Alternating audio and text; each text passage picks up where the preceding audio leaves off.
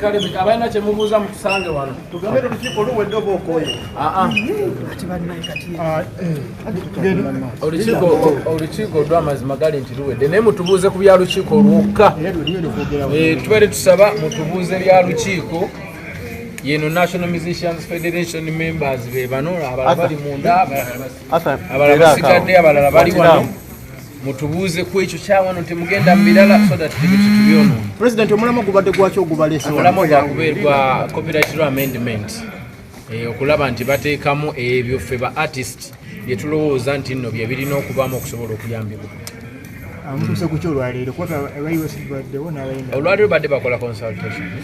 okuwulira ebirowoozo okuva mu bayimbi kinoomu so we had to represent naye nga federation already ffe twabuuza dda bamemba baffe ebyetaagisa ne tubiwandiika already ne tukola ki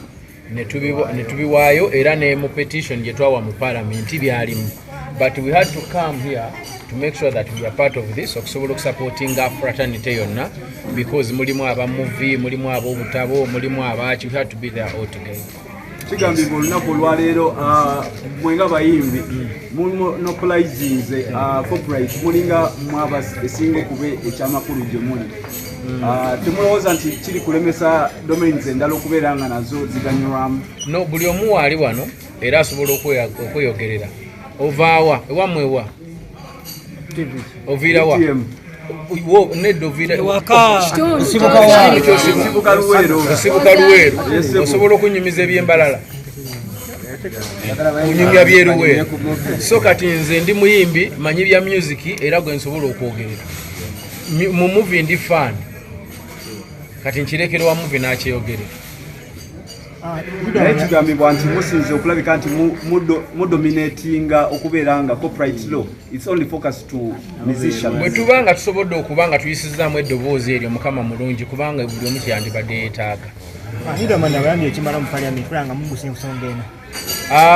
Bayimbi bangi naye naawe n'abalala bakola ebirala mwe bali nga ate era ba creatives. Twawulirako weekend timwegatta neuma kati mwogere ekintu kyekimu. Twatuula mu meeting gye twatuulamu twalina Attorney General ye yennyini n'ayeekaleginga abantu abo okubanga basobola okujja ne bakola ne federation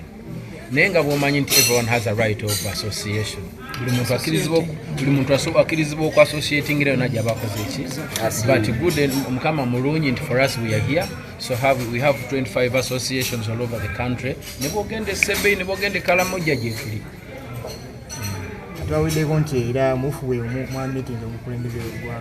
omukulembeze w'eggwanga tetunamu meeting naye era bwe tumu meeting tewaba buzibu kye twagala nga tuwunzika future music industry eyimiridde etya kuba gwe president waabwe? Future music industry eyimiridde bwetyo lwaleero olaba nga unity bweri muffe oba okitegeera we support each other twewa amagezi tubeerawo for each other mu mbeera yonna olwaleero tugasa amaloboozi okulaba nti tutuusa ebirowoozo byaffe okubanga biteekebwa mu copyright law n'okuyamba omulimu gwaffe ogenda mu maaso ekintu ekirungi ennyo era ne baza bammemba bange mwenna banemwekubireko bano nga bw'obalaba famire eryegyo famire eryemu twateekawo ne jam session yaffe tumeetinga at least once a week ne tweyimbiramu ne tweziniramu ne twesanyusa oba okitegeera kiba kitegeeza nti awo walungi nnyo lwa nsonga n'ennyimba zonna ze muwulira eziri mu kudominatinga zirikodingiddwawo collaboration ya Karokasita ne